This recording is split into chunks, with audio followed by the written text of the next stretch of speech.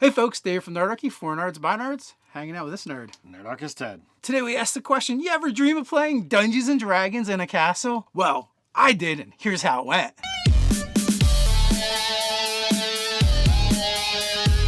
Jump down the description below where you can sign up for Nerdarchy, the newsletter. Get weekly gaming tips, as well as learn how to game with us. Alright, so you survived your international travel. You went over to France. You played D&D in a castle. So let's talk about it. So what was the format? What was the structure? How did that work?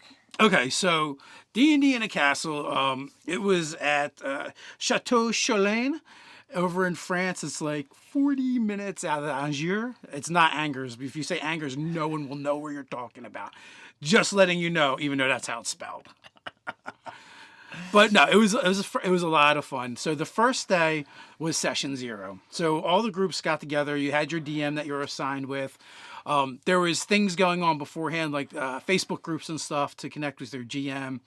It's a sponsored event, so everyone had access to D&D Beyond because they had given out legendary bundles. So the GMs would coordinate through a campaign on D&D Beyond, through a Facebook group. Session 0. Sadly, I missed Session 0 because I got in late. But that's what they basically did on the first day. And then from there, the way the days kind of went, where you'd get up, you go down to breakfast at the castle, and from breakfast, you would go to your first morning session. Well, I should just say your morning session, right? You'd go to your morning session of D&D, and that was different for every group. Some people were playing in Eberron.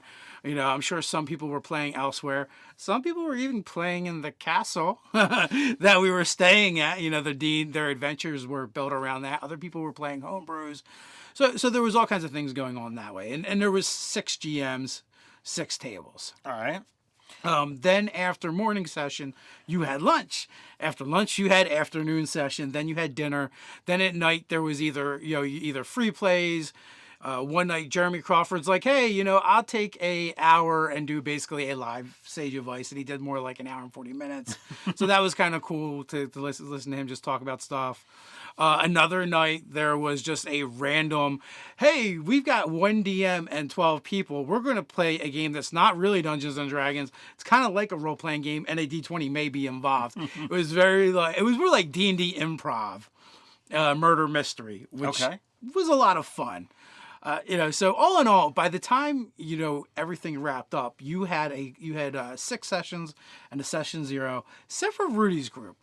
They were a little bit unique and a little bit different. How so? Well, they kind of didn't start with character sheets. They had to build up to their level 1 character. I think by like day 2 they were level 1. And like they started off at level 0, and no one knew what they could do, or their race or class and things like that. They didn't know their race. Wow. I don't think so. Like, it was all based on what happened in the role playing. Wow.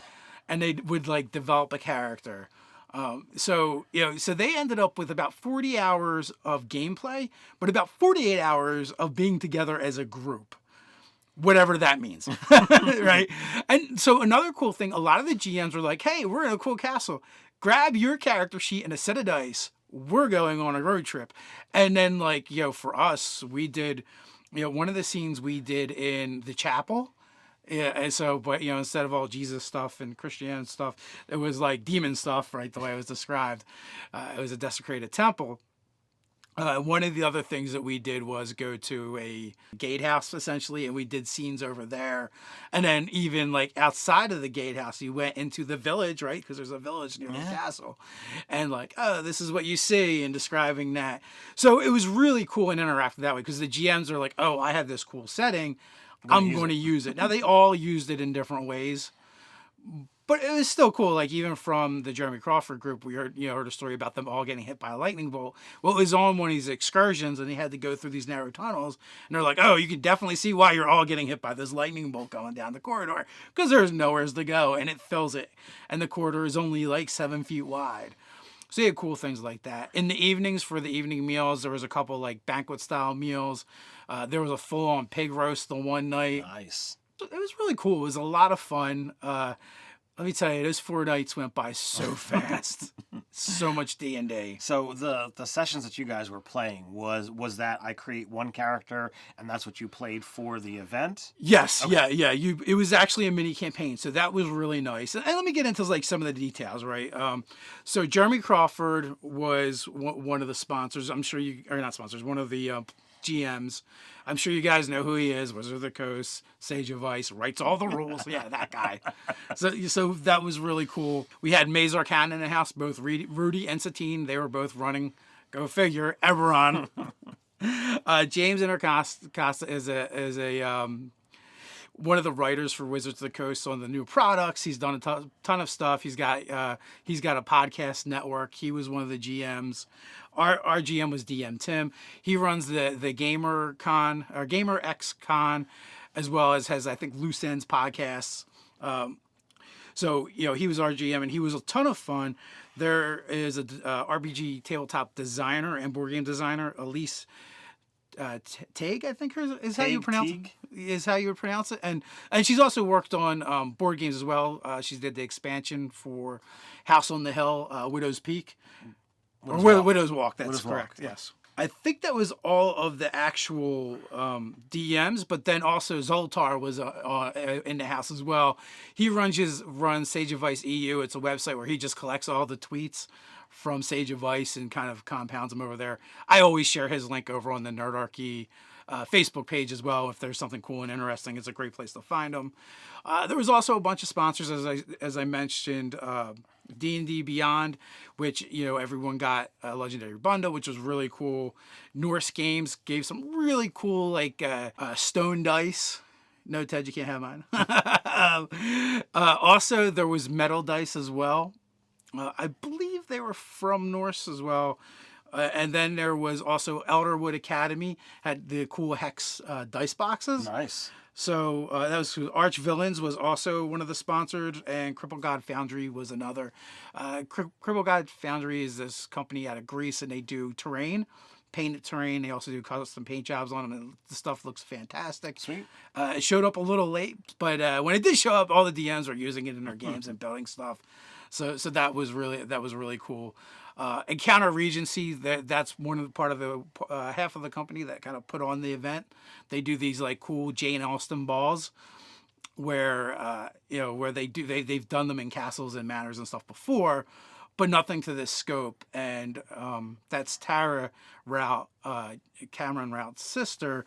So he was kind of like, we should do this thing in a castle and play D&D. And since you already do things in castles, let's do your thing and my thing in a castle.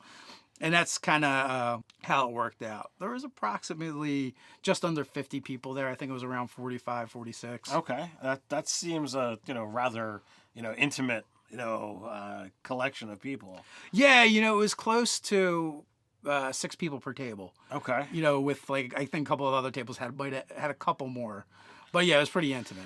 Well, I mean that's pretty cool. I mean, if you've got if you want connection with some of these people, there being less than 50 people there all told, that's a great way to be able to bump elbows with some of these people. There was a good thing and a bad thing, right? So one of the things I noticed immediately was after the sessions would break up and you'd go to meals, almost everyone would actually just stay in their group. I mean, because you just been playing D&D with these people for the past 3-4 hours, and you just feel comfortable with them, I guess. Yeah. So it became a little cliquey like that, but not in a bad high school way, but definitely a little cliquey. I tried to make it the point just to wander over to other groups and just sit down and talk and meet some new people. So yeah, all in all, it was really good. Next year they're going to do it again. It's going to be in England, and I had some things that came up, both in game and out of game. So in game, our group did something that only one other group did, and that was our GM had hooked up with James Intercosta. It was like, hey, let's do a thing where we do player versus player, and we merged the groups. So they did. It was totally champion style.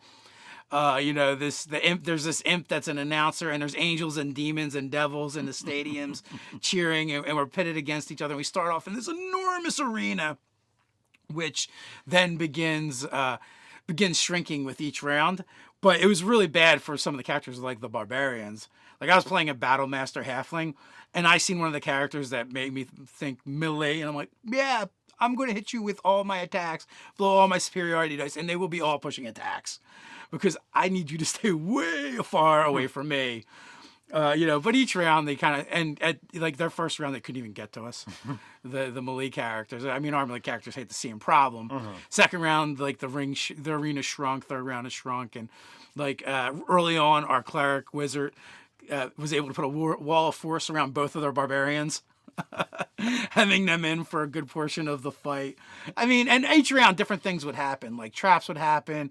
At one point, a beholder drops down like a disco ball and opens up its anti-magic ray eye and just like hits everyone.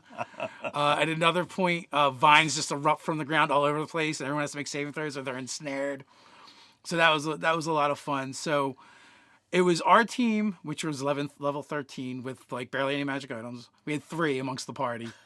Versus their team that had a ton of magic items, but they were only level 10, and they had one more player than us. Oh. We traipsed all over them. Nice. We were victorious. Nice. We dropped several of their players. We had one of our players drop. So it was a lot of fun. And there was like a scoring system. Like you would get a point for a hit. Then you get 2 points for a drop and 3 points if you like killed the person. And me being a battle master, I was getting a lot of points every round. Nice. And well, because there's a point system too, I was like, well, I'm not going to go after damage, and I'm just going to go for hits, Right. and just rack up the points.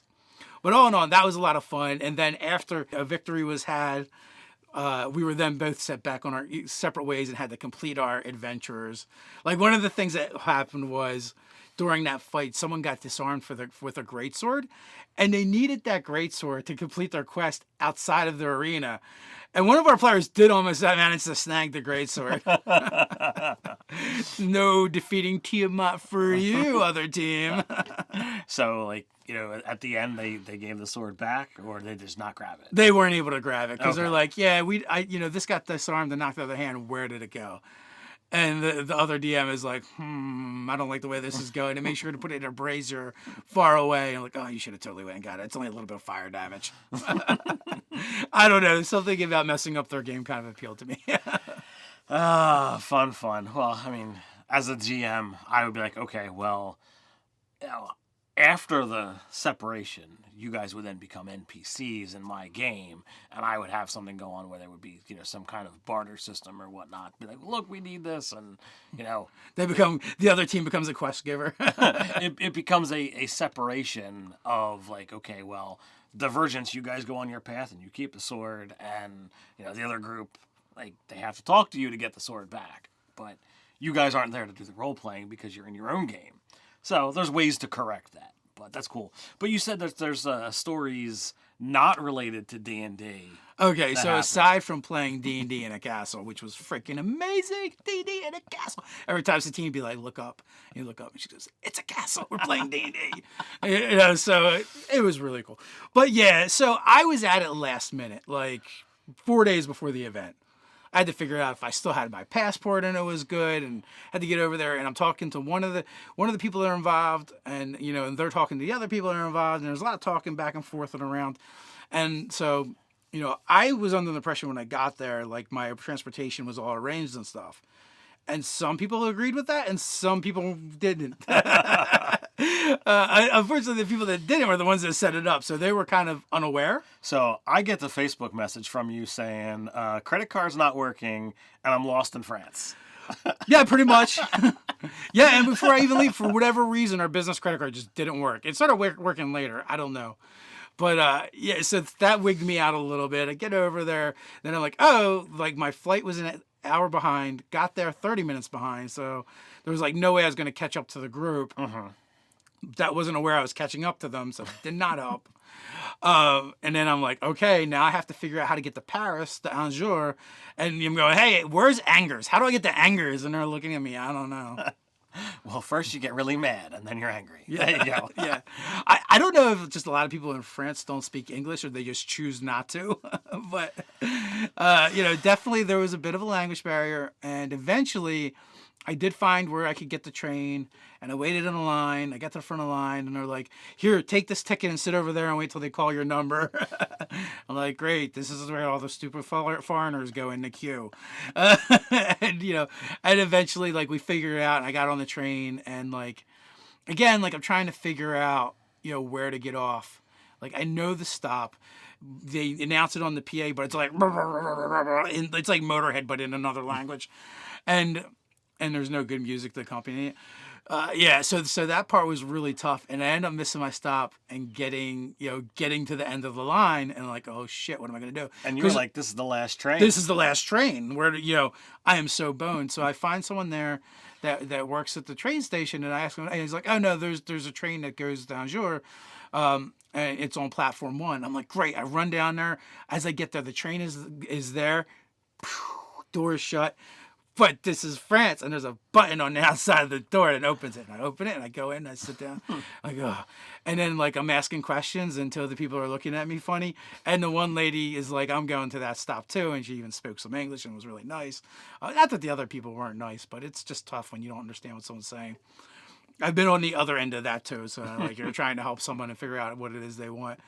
But yeah, and then eventually, this is where it gets interesting.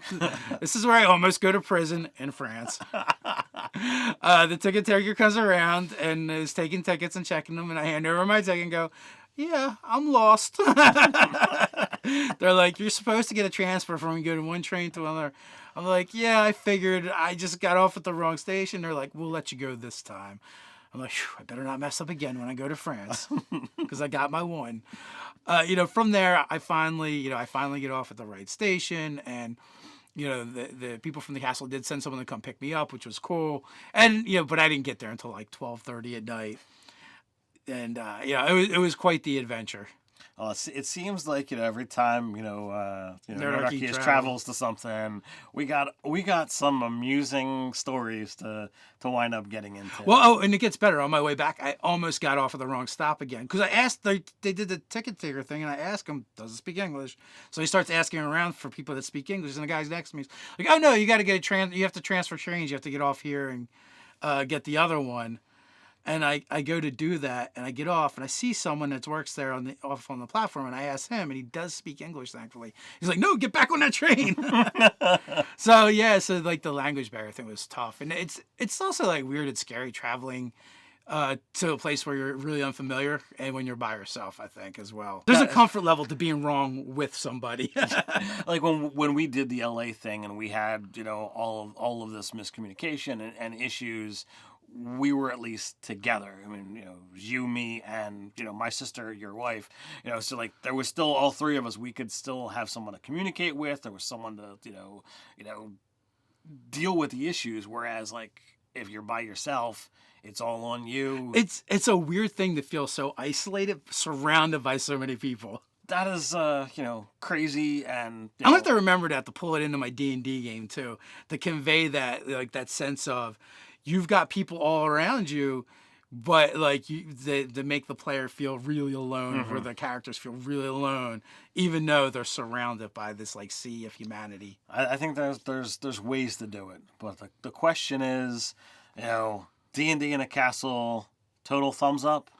Boom, would do it again, and probably am doing it again. Awesome. So let us know what you think. Is this something that you're excited for next year's event? Share your stories down below. While you're at it, don't forget to like, share, and subscribe. You can check us out over on Facebook. So until next time, Stay nerdy.